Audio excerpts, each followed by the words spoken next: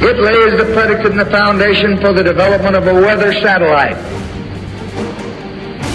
that will permit man to determine the world's cloud layer and ultimately to control the weather, and he who controls the weather will control the world.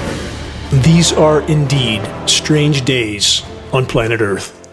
Will the man in the street ever feel that freedom of the mind is as important and as much in need of being defended as his daily bread? A society becomes totalitarian when its structure becomes flagrantly artificial. That is, when its ruling class has lost its function, but still succeeds in clinging to power by force or fraud. That's a timeless quote from Orwell. Traumatized populations, wave after wave, psychologically wearing them down, beating them into submission and compliance until the moment of impact.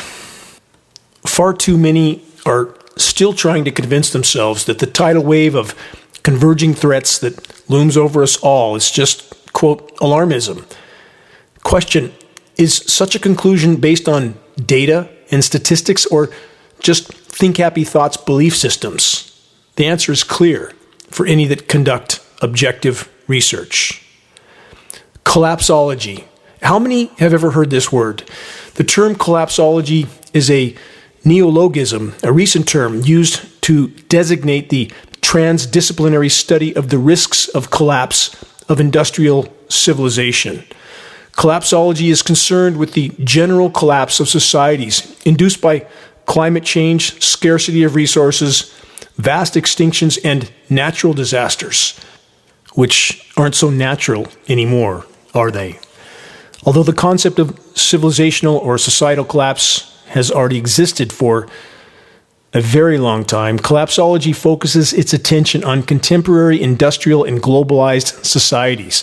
Unlike traditional trajectories of thought and conclusions from spiritual institutions based on various texts and beliefs from throughout the ages, collapsology is based on data and concepts from contemporary scientific research, primary human understanding of climate change or climate collapse, which is the correct science term for what's unfolding now, as caused by human economic and geopolitical systems. It's not in line with the idea of a cosmic apocalyptic end of the world scenario, but makes the hypothesis of the end of the human current world, thermal industrial civilization, aka the Anthropocene, the age of man. There you have it. That's collapsology. As simple as understanding that once you crash through the guardrail and are hurling through the air, it's too late to put on the brakes. The ride to the bottom of the canyon is inevitable at that point. Such is the case for the inhabitants of our dying planet. This is Dane Wigington with Geoengineeringwatch.org. You're listening to the weekly installment of Global Alert News, the end of the world as we know it broadcast, commercial-free, non-political, and covering the most dire and immediate threats we collectively face. On that note, new from Climate Action Australia, the progress illusion. From that report, we live under the illusion of progress. As long as global domestic product is going up and prices stay low, we as societies accept poverty and pollution as unfortunate but inevitable byproducts of so-called successful economies. In fact, the infallibility of the free market and the perceived necessity of endless growth are so ingrained in public consciousness that they seem like scientific fact to many. The same individuals often say that they just need to elect their candidate to office, and they actually believe that that will fix everything. What about, quote, freedom and democracy, the grand facade, while we're all being sprayed like lab rats from above with ongoing climate intervention operations, highly toxic? And about the illusion of free speech. This headline from this week: Google and YouTube invest $12 million in global, quote, fact-checking media network. From that report, the money is part of a $13.5 million grant the tech companies awarded to the International Fact-Checking Network. All should know what the function of the so-called fact-checkers are by now. Their job is to censor any information that doesn't conform to official narratives. The U.S. government publicly demonizes other superpower countries while behind the scenes colluding and cooperating with them on climate engineering. It can't be otherwise. It isn't otherwise. One country can't conduct climate intervention operations without impacting the entire world's weather. The behind-the-curtain collusion and cooperation between major powers is further confirmed by Senate and government documents posted at geoengineeringwatch.org, some up to 800 pages long. An examination of global water vapor maps, or loops, this week especially was beyond alarming. There were no natural patterns anywhere in the world. All is tainted by the non-stop climate engineering insanity. The entire top of the world is cocooned in climate engineering aerosol-tainted cloud canopy. At the bottom of the world, the same. Covert climate intervention operations can be and are being used and utilized to temporarily and toxically cool vast expanses of Earth's surface, but at what cost overall? Here's example consequences. First, the short-term toxic cooldowns come at the cost of an even worse overall warming. Destruction of the ozone layer, an existential threat in and of itself. Total disruption of the hydrological cycle, i.e. the global rain cycle, and a ubiquitous contamination of the entire planet. But the climate engineers are still pretending that climate engineering is a miraculous silver bullet technology that can save us from ourselves. Listen carefully to this recent short audio excerpt by the world's most recognized geoengineer, Dr. David Keith. Here it is. Two sides of the coins around solar geoengineering. Of course, the coin really has more than two sides, but let me first give you just the two-sided version of this. So if you think that we've got our belief about whether solar geoengineering works or doesn't, of course, it's not actually binary, but it's useful to think about it that way. And we have reality of whether it works or fails. What I think almost everybody who thinks about this topic is sensibly worried about is overconfidence. As we're worried that we're going to think that it works, proceed to kind of make policy assuming that it works, and find that it really doesn't work. I think that's a completely valid risk. There's no question there's a possibility of that. Dr. Keith's manner of speaking is often difficult to understand as he tends to taper his voice off to nothing at the end of his statements. But what did he just say? That there's a possibility that climate engineering won't work, as if it hasn't been fully deployed for over 75 years already with catastrophic results for all life on Earth. Keith continues. But I think in thinking about it, and the reason to draw this diagram is people often think only about overconfidence and don't think enough about the converse risk. And the converse risk is very real. So the converse risk is underconfidence. The converse risk is that we assume that solar geoengineering doesn't work, so we ignore it. And then we find out, say, in 2050, of course, it's not really binary. I'm just giving you this in a simple binary. We find out in 2050 that it really would have worked pretty well. Not perfectly, but that it would have allowed massive reductions in actual risks, like mortality risk from heat or risk to ecosystems. And then we sort of imagine our kids or grandkids looking back from 2050 or 2075 saying, wow, the biases of ignoring this meant that we lost the opportunity to really save millions of lives. I think that's a valid risk as well. And I think the issue is how to think about these two risks. Obviously, the happy answer is that we correctly assess that it doesn't work and it actually doesn't, or we correctly assess that it works and it doesn't. But I think the key issue is that if you think about overconfidence, which is, I think, in a healthy way, what everybody thinks about first, don't forget that there really is an issue of underconfidence, of underusing technologies that really could potentially have reduced risk in material ways. So Dr. Keith's final statement summary that we may make the mistake of underusing technology, i.e. climate control, or rather climate disruption. Dr. Keith, who is climate engineering actually serving, and for what actual purpose, what objective, what agenda? Any that still believe that the global controllers are waging weather warfare to make life better for populations needs to rethink their perception of reality. And how many baselessly believe that the climate engineering claims have been, quote, debunked? This kind of conclusion comes from those that never investigated. They just parroted the claims from the so-called International Fact-Checking Network. Such people ignore their own sense of sight and reason in exchange for officially sanctioned deception and pacification. Finding some online site that says a dire subject has been, quote, debunked is not a valid reason to deny without objective investigation. So how is the weather? Engineered winter continues with constant winter weather whack-a-mole. Toxic surface cooldowns being manipulated between rapid rebound warm-ups. More on the chemical ice nucleation core component of climate engineering coming up. But here's two examples from this week from thewatchers.org. China hit by strongest cold wave since 1987. That report states the weather in northern China has changed dramatically, i.e., from hot to cold, at the end of last week, leaving at least 7 people dead and hundreds of thousands of livestock stranded after exceptionally cold temperatures. Again, from out of nowhere, the winter weather whiplash. Another example from 7news.com Australia. Queensland, New South Wales temperatures to remain cool for days after, quote, very unusual start to summer. From that report, meteorologists are reaching for the record books after a, quote, very unusual start to the new season. Based on precipitation testing, current calculations indicate that there is likely 60 to 70 million tons of highly toxic nanoparticles being sprayed into global skies annually from climate intervention operations. With that in mind, where are much of those elements ending up? Here's more puzzle pieces. From AccuWeather this week. This headline, is eating snow dangerous? ? That report states things could be found in snow, including salt and chemicals used to melt snow on roads and sidewalks. Fur, they say, bacteria, urine, and stool. Smoke fumes and exhaust could be lingering in the snow, they say. Dirt and microbes, chemicals from snow removal, animal debris. They then say children have gotten sick from eating snow.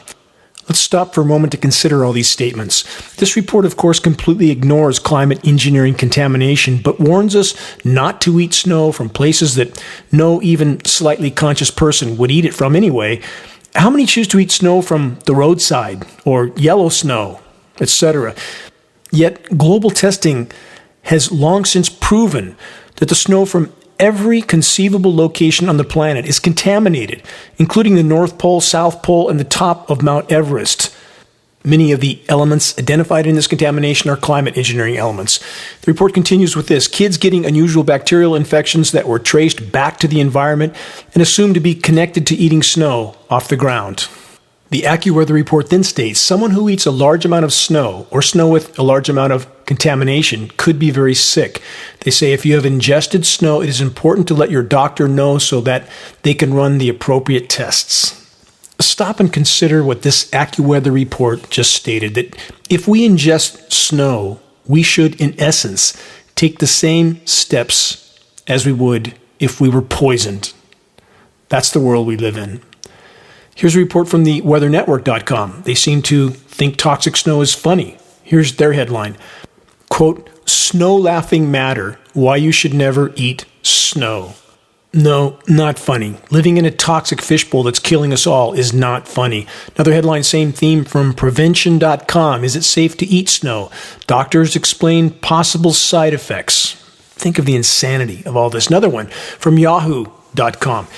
Can you eat snow? Here's what science tells us, and that report states this. The short answer is no. You shouldn't eat snow.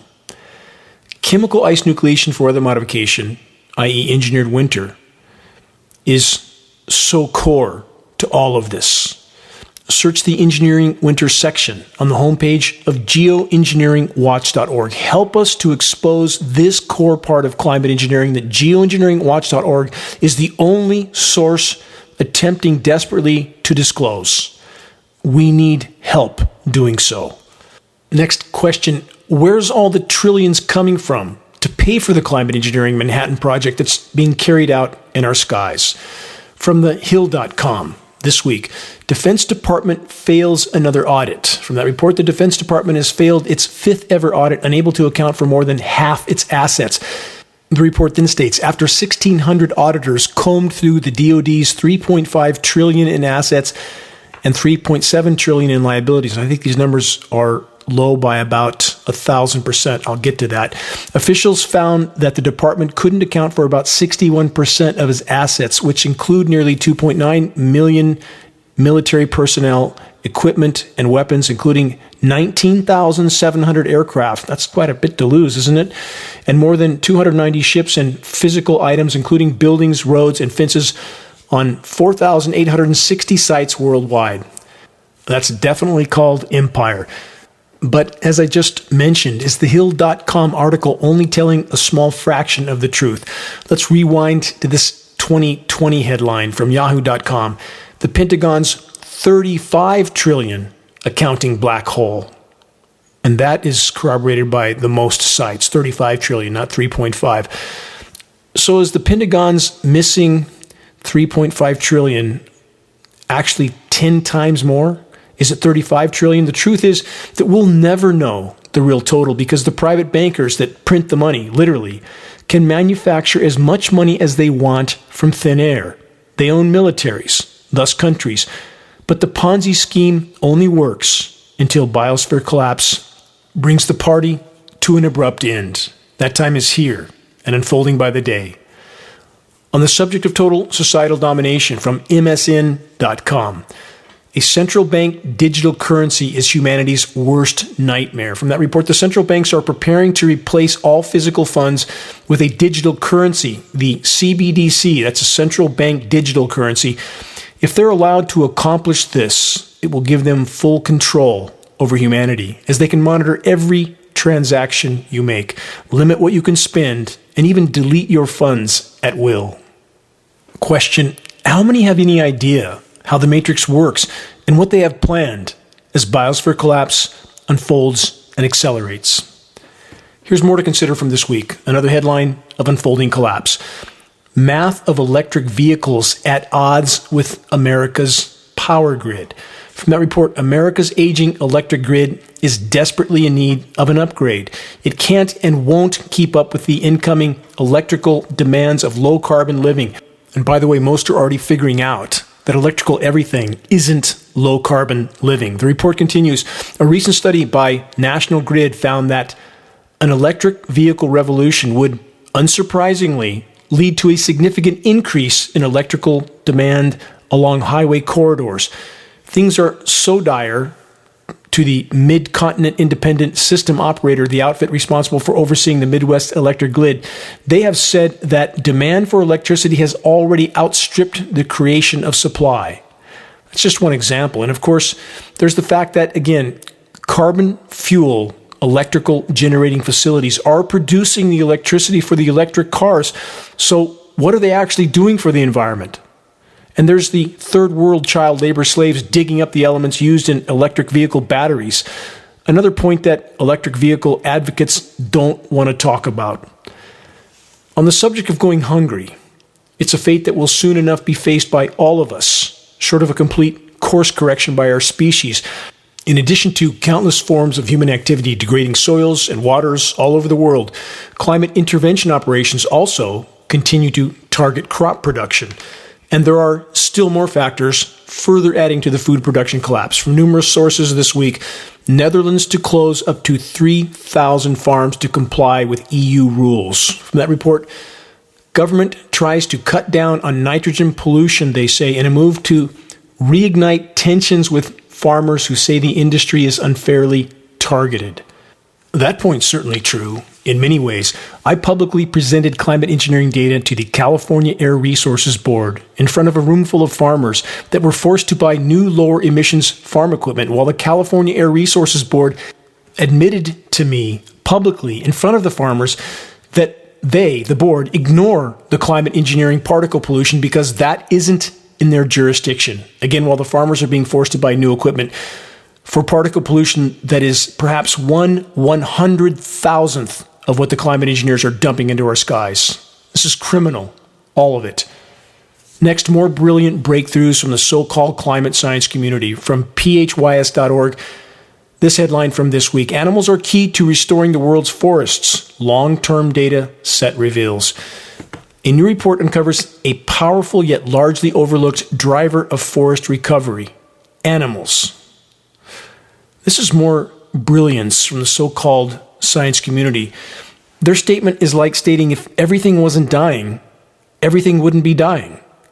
So much for so-called science, which is increasingly anything but science.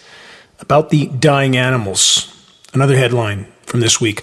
Hungry bears are getting desperate in Montana. From that report, a poor berry crop in forests is driving black bears into urban areas. A hot summer may be to blame.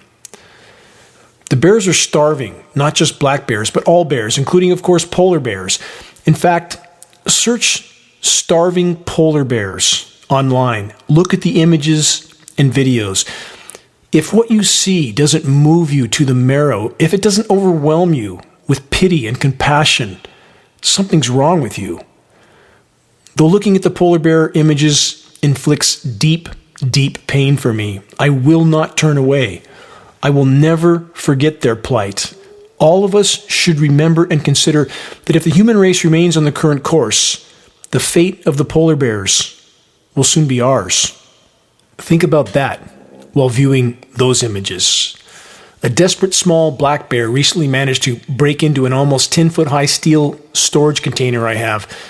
This bear scaled a 9.5-foot steel wall at the corner of the container, tore off a roof vent, and miraculously managed to squeeze himself through a 13-inch wide circular hole. I still can't believe it, but he did it. Even more unbelievable, he managed to make it out of the container by standing on a high shelf and pulling himself back through the hole. All of it breaks my heart. There's almost no acorns. Most of the 5 species of oak in my region are dying. They're not producing. There were almost no manzanita berries, another foundational food source for all forest dwellers in Northern California and other regions. There were almost no blackberries, few insects, few birds. Silent forest. Soon to be silent world. If more of the human race doesn't wake up and step up to do their part to expose and halt the insanity, it will very soon be game over.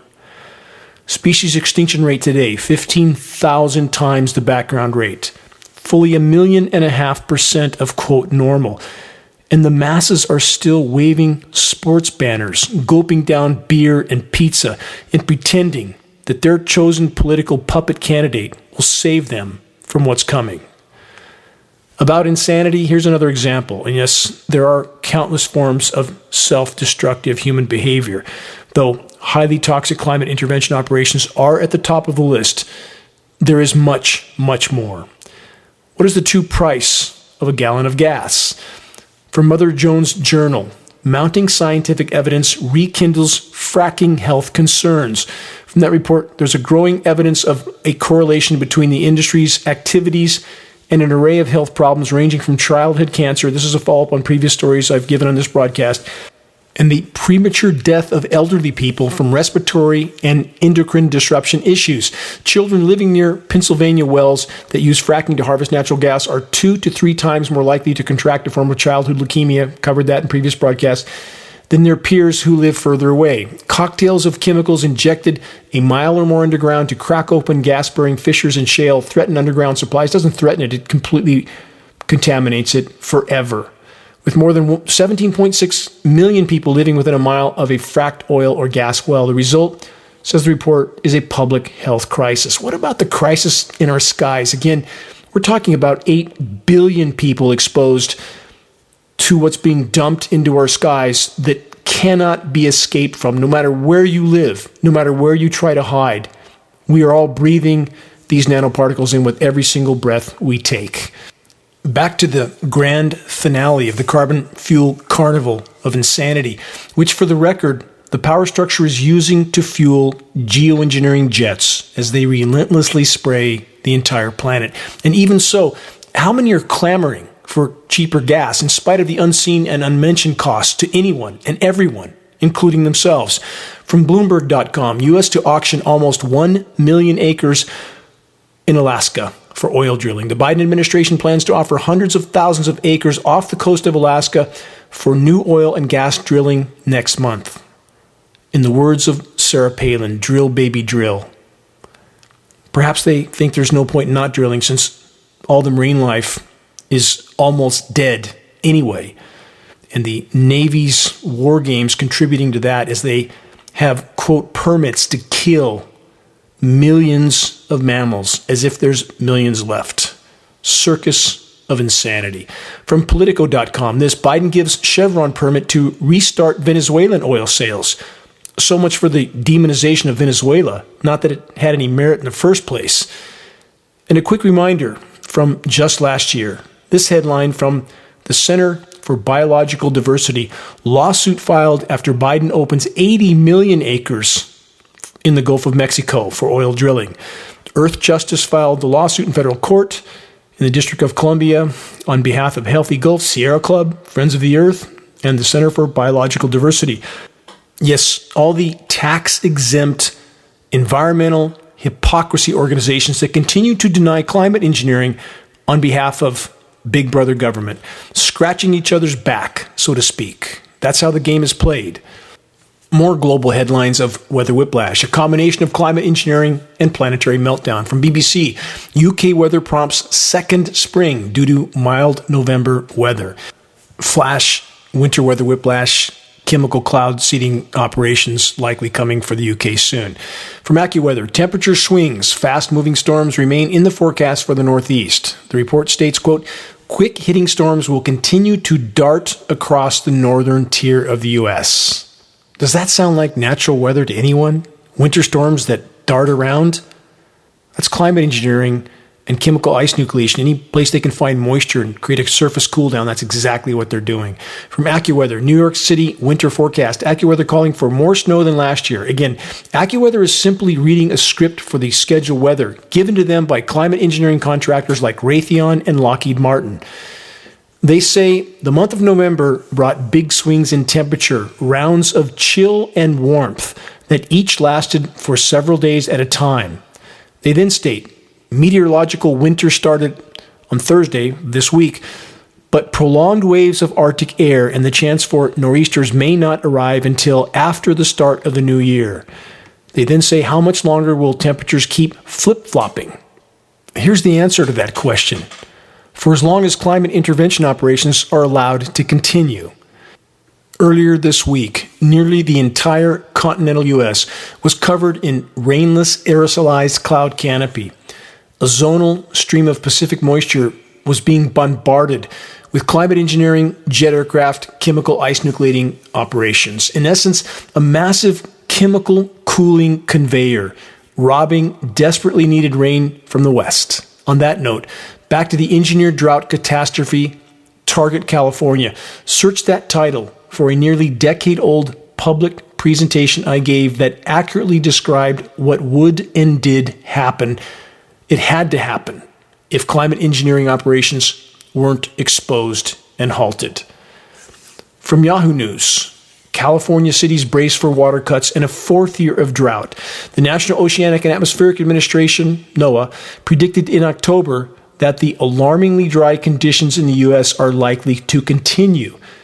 For the record, again, not just a fourth year of drought, the 15th year of drought, statistically the worst in at least 1,200 years, conservatively. But wait, are the climate engineers going to save the day after all? This headline from this week: pair of storms to drop significant rain and heavy snow in California. The report says the inches of rain and feet of mountain snow will put a big check mark, they say, in the positive column for long-term drought. They say large portions of the western United States continue to experience moderate to exceptional drought conditions. The extent and magnitude of the rain and mountain snow that the storm unfurls from Sunday to Monday are still questionable. What questionable means is that they don't have the updated script on the scheduled weather, subject to change at any given hour. And as far as putting a check mark in the drought, first storm dropped a whopping 3/4 of an inch of rain on the east side of Lake Shasta. Such storms in the past would drop at least 10 times that much. But yet, if they put out these sensationalized headlines and a little bit of rain falls, the public goes back to sleep and tells themselves everything's fine now, when it's anything but. My location in the east side of Lake Shasta, again, since 2007, over 500 inches of rain short. That doesn't get erased by 3/4 of an inch of rain that comes through. It's complete absurdity. The so-called climate science community, nothing but actors to cover the tracks of the climate engineers and the criminal controllers they work for. Next headline, numerous sources. Arizona communities at epicenter of water crisis. This is an ongoing story. Again, America's West is experiencing the worst drought in at least 1,200 years. The Colorado River is at record lows, threatening the livelihoods of 40 million people who rely on the river for water. The party's definitely over. On that note, and looking toward the top of the world, few yet understand how critical the polar regions are to our near-term survival. From theguardian.com this week, melting point could, quote, cloud brightening slow the thawing of the Arctic, question mark. The report says the climate emergency is prompting some scientists to suggest extreme measures, but whether you call it geoengineering or biomimicry, others feel interfering with nature will have too high a cost. Too high a cost? No, wrong terms. Playing God with the weather for purposes of power and control will soon extract the ultimate cost for all of us. There is an exceptional music video highlighting the destruction of the Arctic by a band called 30 Seconds to Mars. This music video is available online for free. It's titled, It's a Beautiful Lie. Search it, view it, consider it. Again, 30 Seconds to Mars, It's a Beautiful Lie. From theeconomist.com, America's Defense Department is looking for rogue geoengineers. Really? For the record, if the Pentagon is looking for rogue geoengineers, they need to look no further than the nearest mirror. Under the subject of let's all keep pretending the climate engineering elephant in the sky isn't really there, from earlier this year, more than 60 senior climate scientists and governance scholars from around the world launched a global initiative calling for an international non-use agreement on solar geoengineering. More than 360 scholars, the report says now, support the call for a non-use agreement. They say solar geoengineering deployment cannot be fairly governed globally and poses unacceptable risk if implemented as a future climate policy option. They then say, quote, we call on our fellow academicians, civil society organizations, and concerned individuals to sign our open letter to governments, the United Nations, and other actors to stop development and potential use of planetary scale solar geoengineering technologies. Again, what kind of scientists pretend this isn't going on? They're either criminally negligent of the field in which we are told they're experts or they're lying. Take your pick. They say our initiative mobilizes especially against the most widely debated speculative technology, the massive spraying of aerosols in the stratosphere, which is really in the troposphere, to block part of the incoming sunlight to cool the planet. Such dangerous planetary scale interventions cannot be governed in a globally inclusive, fair, and effective manner and must be banned, they say. They continue, therefore we call on international non-use agreements for solar geoengineering. An international non-use agreement on solar geoengineering would be timely, feasible, and effective. It would inhibit further normalization and development of a risky and poorly understood set of technologies. For the record, these scientists pretending that climate engineering isn't already raging in our skies doesn't help the cause of actually exposing and halting the insanity in our skies. They continue with this. An international non-use agreement on solar geoengineering must include at least 5 core measures and commitments. They are, quote, no public funding. Too late. Next, no outdoor experiments. Too late. No patents. Too late. No deployment. Over 75 years, too late. No support in international institutions. Way, way late. That's what the whole COP conferences are about. On that subject, more smoke and mirrors facade from joboneforhumanity.org. The dirty secrets behind the gargantuan failure of the 2022 COP27 International Climate Conference. From that report, the many COP conferences have done a great job of draining the legitimate climate fear, anxiety, and anger of world citizens by creating cleverly underestimated solutions, hopes, by making global citizens believe that enough progress is being made to keep them safe from the coming climate chaos when the exact opposite is true. They continue to add further insult to injury. The COP28 conference, the next one coming up, has been scheduled for the United Arab Emirates. That's exactly what future COP conferences needed to reduce their credibility even further, scheduling the next COP International Climate Conference in a petronation that depends almost 100% on carbon fuel exports for its finances is beyond irrational. It's beyond hypocritical and openly informs the world who is paying the bills and controlling the message. Once again, as I've tried to make clear on many previous broadcasts, the COP conferences are nothing more than smoke, mirrors, delusion, and deception, a theater of lies designed to pacify populations while keeping business as usual till the brutal, bitter end. Forcing countries to cooperate with the climate engineering insanity is the actual agenda behind closed doors at these conferences. And how many believe that the climate environmental collapse scenario is just a made-up narrative to install fear? I have desperately been trying to sound the alarm for over 2 decades. Over the last decade and a half, that effort was with geoengineeringwatch.org. I have received messages from some that say, quote, nothing's happened over all that time. And such statements are truly perplexing to me. Nothing has happened? What's that mean exactly? Does it mean that because Walmart and Costco are still expanding, McDonald's is still selling Big Macs, that everything is fine? Let's take a moment to examine what's unfolded over the last few decades and radically accelerated over the past 20 years. Plankton populations crashing all over the world. The ozone layer is disintegrating. Fisheries are collapsing around the world. Crops are collapsing around the world. Insect populations have crashed 80 to 90% globally. That's terrestrial and aquatic insects. Global wildlife populations have crashed by 80%. Species extinction rates, again, as already covered, 15,000 times the normal background rate. Multiple nuclear reactors are in an advanced, uncontrolled, total meltdown scenario. Power structures around the world are completely out of control. They're more desperate and dangerous than ever before. Thermonuclear war looms on the horizon. Several dozen countries are already unraveling into chaos and collapse. The rest will soon follow. But everything's fine because we can still buy Big Macs. That's what some people think. Let's talk about near-term extinction for a moment. Environmental overshoot and perpetual war. Here's a short statement to consider from Kirk Hamilton.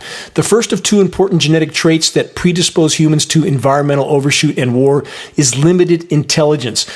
We are clever as a species, but not very smart. As a species, individually and in groups, we comprehensively believe that we are much more intelligent than we actually are. The second most important factor leading to environmental overshoot and war is the evolved genetic trait for hierarchical social programming at all levels. This trait naturally occurs and has actually been part of our genetic makeup for millions of years. It has never weakened during our long evolution from primitive prehistorical ape societies to our present violent ape-like state of being. In conclusion, Homo sapiens have always been doomed to an evolutionary dead end, genetically crippled and unable to stop the production of unnecessary suffering caused by overshoot and war. Will this be the final chapter of the human race, or can we still make a difference, even at this late hour? There's only one way to find out. You're listening to the weekly installment of Global Alert News, the Bad News Broadcast, installment number 382, December 3rd, 2022. This is Dane Wigington, your host. Global Alert News is brought to you by Geoengineeringwatch.org, the largest and most visited website in the world on the subject of climate intervention operations known as geoengineering. The commercial-free, non-political Global Alert News Hour is now broadcast on AM and FM stations in Florida, Texas, 2 stations in San Francisco, Sacramento, San Diego, 2 Colorado stations, including Denver, Portland, Phoenix, Pittsburgh, Santa Cruz, San Bernardino, Washington State, Alabama, New York, 2 stations in the far north of California, and now in North and South Carolina. Geoengineering Watch wishes to express our deepest gratitude to those that have helped us to expand our reach and our voice in this desperate last-hour effort to sound the alarm. On that subject, if you're on our email list, please put us on your email contact book so that our mailouts don't go to spam files. Please help us to share the groundbreaking documentary, The Dimming, which fully exposes the climate engineering atrocities, now with over 1 million views on YouTube.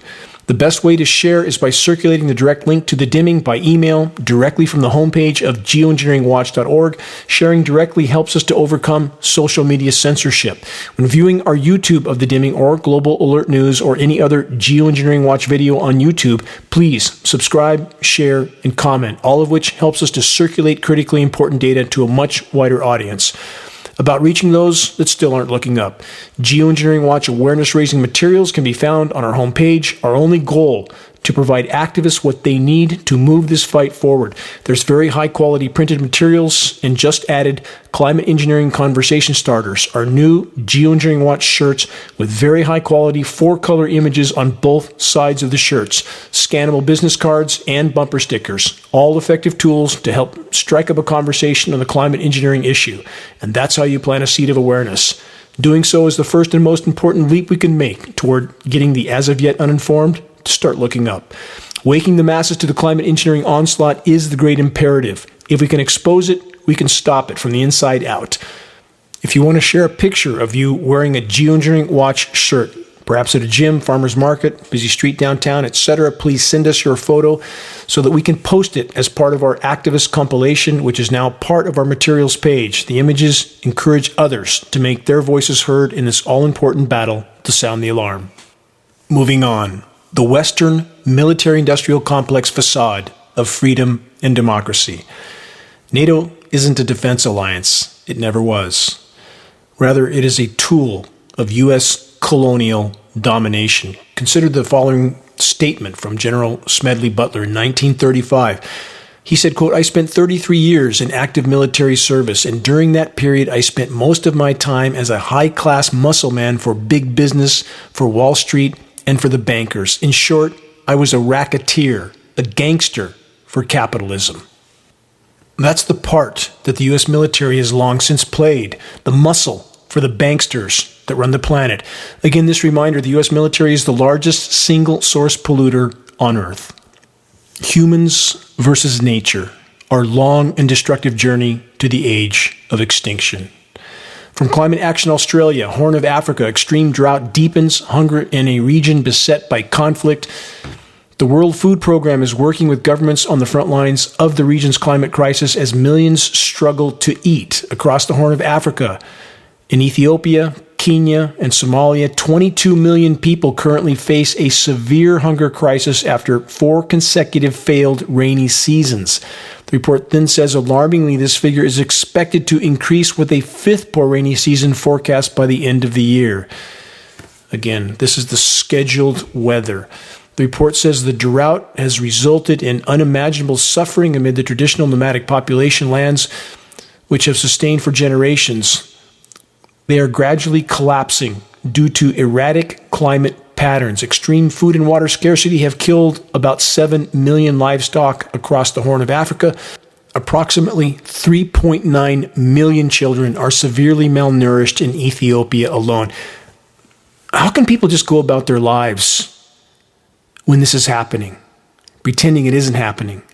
How do so many just go about their lives pretending climate engineering isn't happening in our skies? For the record, weather warfare has been used for decades in Africa, bringing countries and populations to their knees and forcing them to allow U.S. military bases. Again, I ask, how many in first world nations are completely focused on their nonstop personal pursuit of pleasure and material gain, football games, beer, pizza, Caribbean cruises, while tens of millions are starving around the world, soon to be hundreds of millions, and after that, billions. Worse, so many of the oppressed and starving nations have had their resources stolen by tyrannical empires, with America at the top of the list. Here's the math to back up that statement. America is 5% of the world population, but we use 25% of the world's resources extracted from other countries at gunpoint under the guise of freedom and democracy. That's how it works. Covert climate engineering operations are also core to this equation, creating devastating drought and deluge scenarios, destabilizing populations and governments, moving the U.S. military under the guise of humanitarian operations, set up a U.S. military base, and stay forever. That's how the U.S. empire ends up with some 800 military bases all over the world, on everybody's border or in their backyard. How many eyes wide shut, self-proclaimed patriotic Americans have any idea whatsoever about what pain and suffering that is being inflicted on other nations in order to keep the U.S. population partying and pacified until the last possible moment? Not many have any stomach for the truth. Most run from it, but not for much longer. There's nowhere to hide. The entire ship is going down, aka planet Earth. Here's one more example of the not-so-pleasant acts of empire, the global environmental cataclysm of nearly 700 wells being set ablaze in Kuwait, turning day to night as skies filled with an incomprehensible amount of highly toxic smoke. Who torched the wells? U.S. Special Forces. The empire needed the catastrophe as a catalyst to import U.S. oil-grabbing corporations like Halliburton and my former employer, Bechtel Power. Back to biosphere collapse. More new reports, this one from MSN.com. This week, thousands of wild birds dead across Oregon. Bird flu outbreak blamed. The report states the outbreak of highly pathogenic avian flu in both wild birds and backyard flocks has killed thousands of birds throughout the state. Sick birds act like they are drunk. They're uncoordinated and lethargic. They shake, swim in circles, and fly into the sides of houses. Those that show symptoms usually die within 72 hours. This year may prove even deadlier than other outbreaks. The birds did not stop getting sick this summer in the Pacific Northwest. They continued to die during the hottest months and well into the fall, an anomaly to how the virus usually operates. So the species currently most affected are cackling geese, but the disease is also killing numerous snow geese, bald eagles, hawks, owls, herons. Avian flu is 100% fatal. The pathogens just keep coming on every front, don't they? Next, bark beetle infestation warning. Yes, official sources are still blaming the beetles for dying and dead forests around the world. The beetles are only a symptom. Search geoengineering and the dying of the trees to learn more.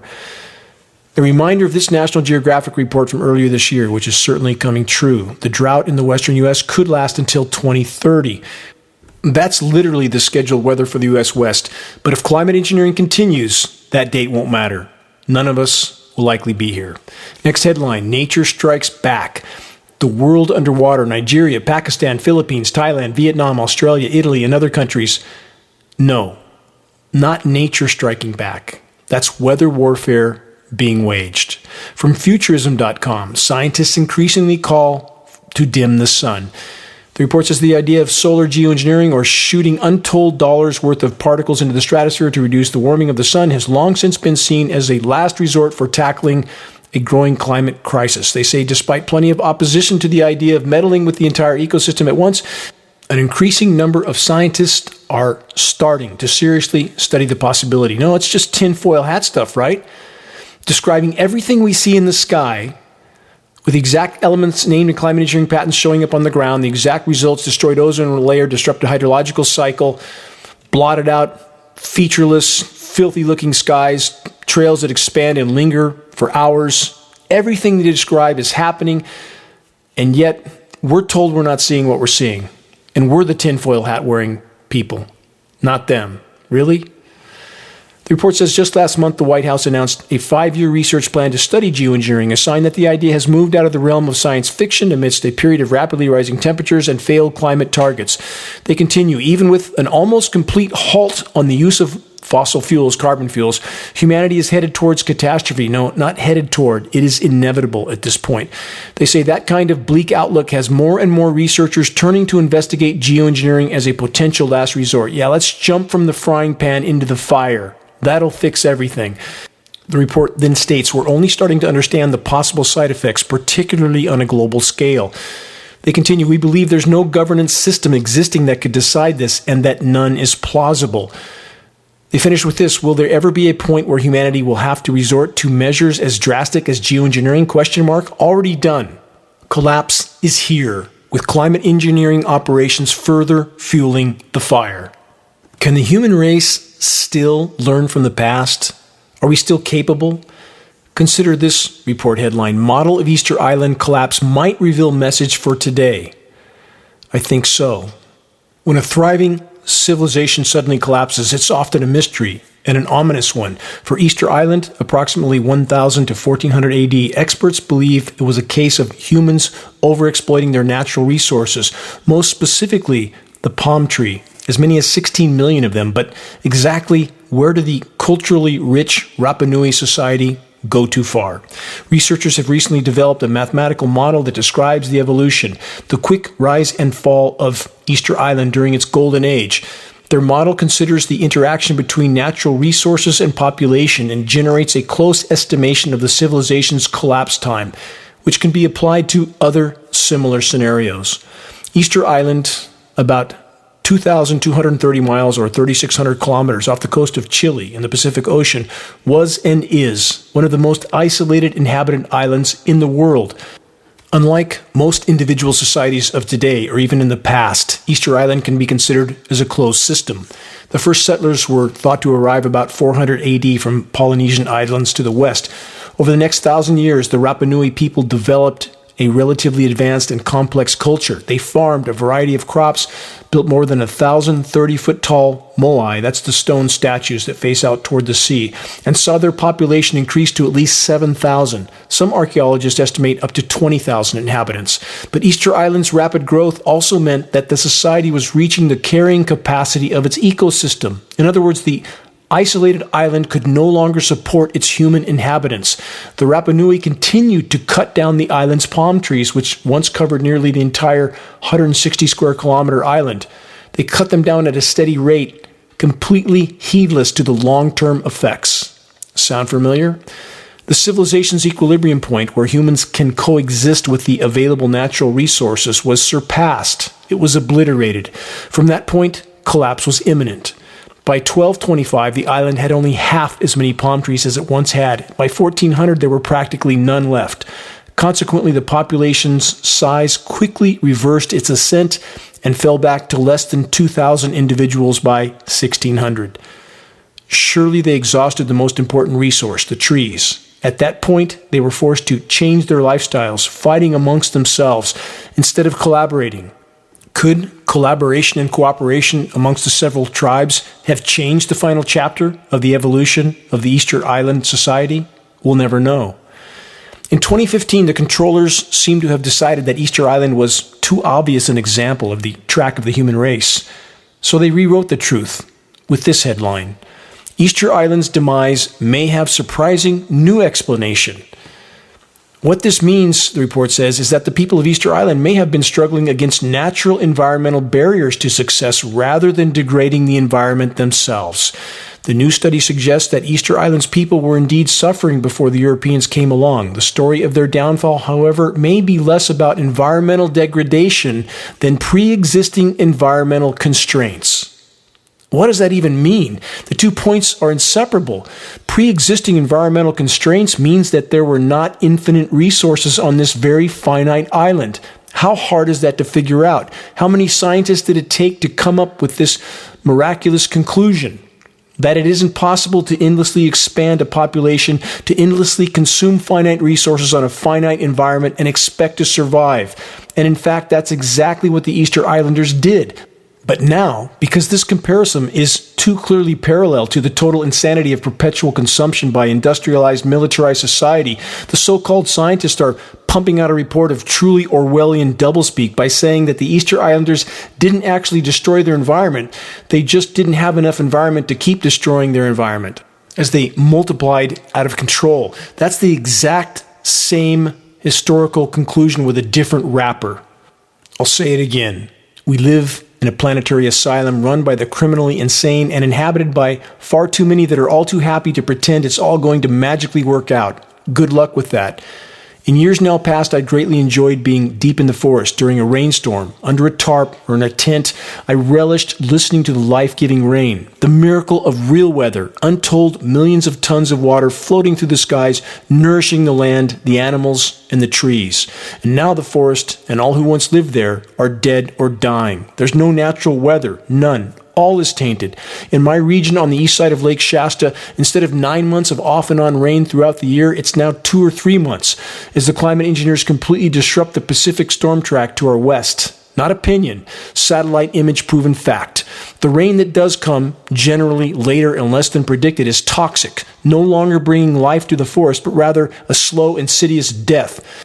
How I long for those days and nights wrapped in my sleeping bag in a shelter of my making in the middle of the trailless wilderness, pitch black, in the middle of the night, listening to the rain, the storms, and the wind. The weather terrorists now control it all. It's all different. It's all wrong. The rain is all too often little more than a regulated drizzle, manipulated by cloud seeding operations and radio frequency microwave transmissions, and unnaturally cold from the chemical ice nucleation elements being sprayed. In other parts of the world, deadly deluges are the fruit of the climate climate intervention operations. The silence in the forest surrounding my Northern California off-grid home is now deafening. I have, so many times, tried to make clear that a critical mass of awareness is the only way forward in this desperate last-hour effort to turn the tide. I've tried to make clear that all of us are needed in this battle. But I need to clarify this further. A critical mass of awareness does not yet mean everyone everywhere. It means just enough to tilt the scale in the right direction. History has shown us many times that even a very small but completely awake and committed percentage of the population can alter the entire equation in spite of the majority apathy and ambivalence. When I state that all of us are needed in this desperate battle, those that are part of the us that I speak of already know who they are. At their core, they know. The awakened, the unyielding, those that refuse to give up, that are committed to doing what is right because it is right. The proverbial 300 from the fabled Battle of Thermopylae, that courageously stood their ground against all odds. Rapidly unfolding global events will soon force many more to wake up. It's up to the already awake and aware to sow the seeds of awareness.